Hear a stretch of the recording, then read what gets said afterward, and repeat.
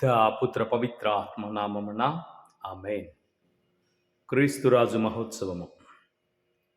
మొదటి పట్టణము 2వ సమూయేలు గ్రంథము 5వ అధ్యాయం 1 నుంచి 3వ వచనం వరకు.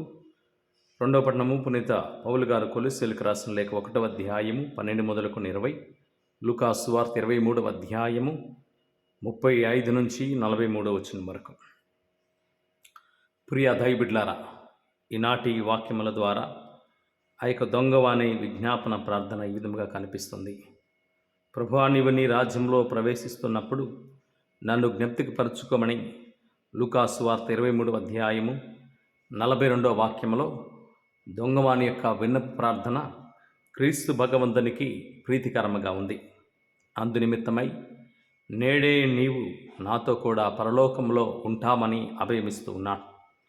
ప్రియ దైవబిడ్లారా, ఈనాటి వాక్యాలను ఒక్కసారి మనం పరిశీలిస్తే క్రీస్తు భగవంతుడు రాజులకు రాజు, ప్రభువులకు ప్రభు అని గుర్తు చేస్తూ ఉన్నాడు.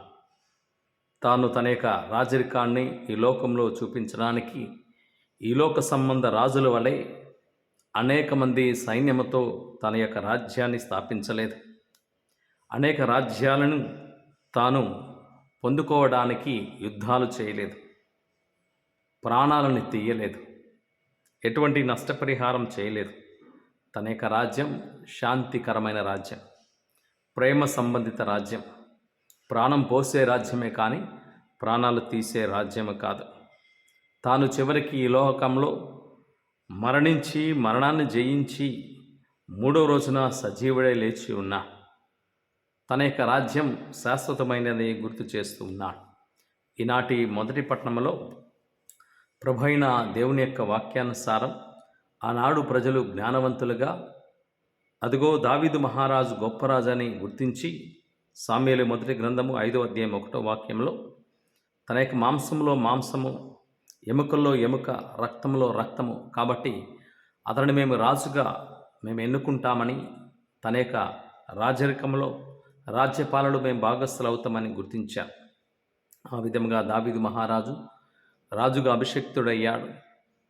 తన యొక్క 30 సంవత్సరాలకి క్రీస్తు భగవంతుని యొక్క వయసులో అభిషిక్తుడయ్యాడు. 7.5 సంవత్సరాలు ఇతరులతో తన యొక్క పరిపాలన చేసి ఇశ్రాయేలు ప్రజల్ని పరిపాలించింది 33 సంవత్సరాలు. ప్రియ దైవబిడ్లారా, వాక్యాలను పరిశీలిస్తే తన యొక్క రాజ్యం దైవిక రాజ్యం, దేవుడు ఏర్పాటు చేసిన రాజ్యం. కానీ ఆ యొక్క సౌలు యొక్క కుమారుని రాజ్యం తన యొక్క స్వార్థం కోసం ఏర్పడిన రాజ్యం కాబట్టి అది నిలవలేదు. దైవరాజ్యం ఎల్లప్పుడూ నిలుస్తుందని గుర్తు చేస్తూ ఉన్నా. ఈ విధముగా చూసుకుంటూ పోతే క్రీస్తు భగవంతుడు సైతము తన యొక్క మాటలతో యోహాను సువార్త 14:27లో నా రాజ్యము ఈలోక సంబంధమైనది కాదు అని గుర్తు చేస్తూ ఉన్నా. అంటే ఈలోక సంబంధమైన రాజులు ఒక ప్రదేశానికి మాత్రమే వారు నియమించి ఉంటారు. వారి యొక్క సింహాసనం ఒక్కటే. కానీ ప్రభుది ప్రపంచం, మరి ప్రపంచంలో ఉన్న ప్రతి రాజ్యం అతనిది అని గుర్తు చేస్తున్నా. ప్రపంచంలో ప్రతి ఒక్కరు కూడా తన యొక్క రాజ్యంలో భాగస్థులని గుర్తు చేస్తున్న సందర్భం. అదేవిధముగా మలాకీ గ్రంథము 3వ అధ్యాయం 10వ వాక్యములో ఆకాశాన్ని విప్పి నేను అక్కడి నుంచి మీపై ఆశీర్వాదాలను సమృద్ధిగా కురిపిస్తానని అభయమిచ్చా. అటువంటి ప్రభైన దేవాదేవుని యొక్క రాజ్యంలో భాగస్థులు కావడానికి ప్రయత్నం చేస్తున్నామా లేదా హృదయ పరిశీలన చేసుకుందాం. ఈ విధముగా చెప్పుకుంటూ పోతే ప్రభైన దేవాదేవుడు యోహాను సువార్త 15వ అధ్యాయం 13వ వాక్యములు అంటాడు, స్నేహితుల కోసం తన ప్రాణాన్ని ఇచ్చే వానికంటే ఎక్కువ ప్రేమ గలని వాడు ఈ లోకంలో ఎవరు కూడా లేడని గుర్తు చేస్తున్నా. ఈ లోకంలో ప్రాణాన్ని దారపోసేవాడు ఒక ప్రాణ స్నేహితుడే.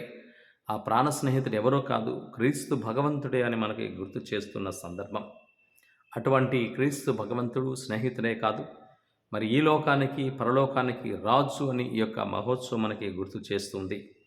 ఈ విధముగా చెప్పుకుంటూ పోతే లూకా సువార్తలో ప్రభైన దేవాదేవుడు అంటూ ఉన్నారు, హృదయ పరివర్తనం చెందిన ఒక పాపాత్ముని విషయంలో పరలోకంలో ఎక్కువ ఆనందం ఉంటుందని, మరి అక్కడ దేవదూతల సహితము సంతోషిస్తారని లూకా సువార్త 15:7వ వాక్యము 10వ వాక్యములో ప్రభైన దేవాదేవుడు మనకి గుర్తు చేస్తున్నారు.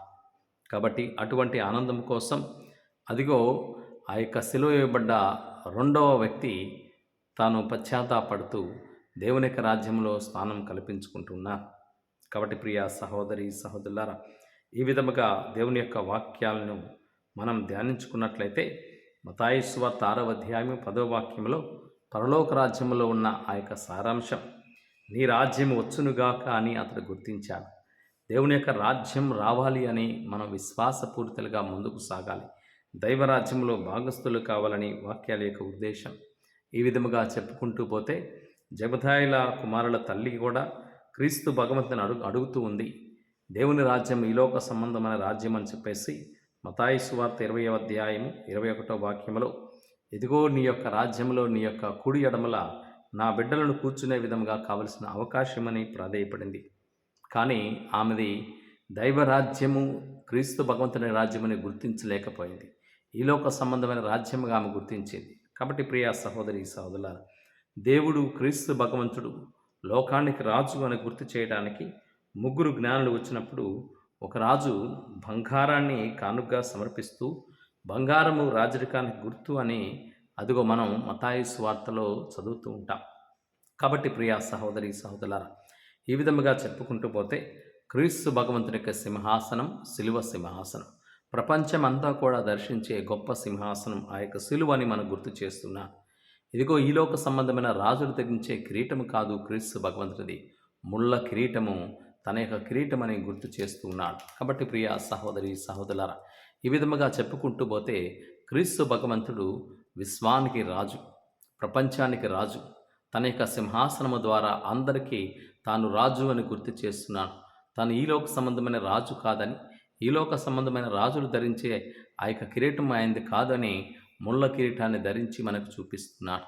మృత్యుంజయుడి పునరుత్థానుడై తాను ఈ భూలోకానికి పరలోకానికి చివరికి మృత్యువుని జయించే గొప్ప రాజు అని గుర్తు చేస్తున్నాడు. మన జీవితాలు ఎలా ఉన్నాయి? మనం దొంగవాని వలె మనం క్రీస్తు భగవంతుని విశ్వసించి తన రాజ్యంలో భాగస్థులు కావడానికి ప్రయత్నిస్తున్నామా లేదా? 3 రాజులుగా క్రీస్తు భగవంతుడు ఎదుగో తీర్పు తీర్చే రాజుగా ఉండి, ఎడమవైపున మేకలుగా, కుడివైపున ఆ యొక్క గొర్రెలుగా ఉన్న పశ్చాత్తాపడిన వారిని తన రాజ్యంలో చేరుస్తున్నాడు.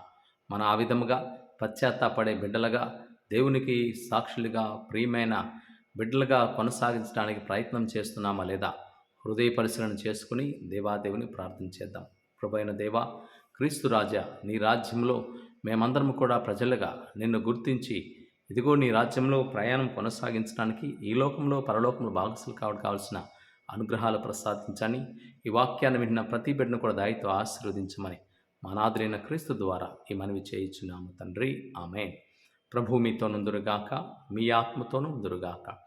సర్వశక్తిగల సర్వేశ్వరుడు పితా పుత్ర పవిత్ర ఆత్మదేవుడు ఈ రోజంతా మనందరిని ఆశీర్వదించి నడిపించుదురుగాక. Amen. Praise the lord. Hallelujah, hallelujah, hallelujah.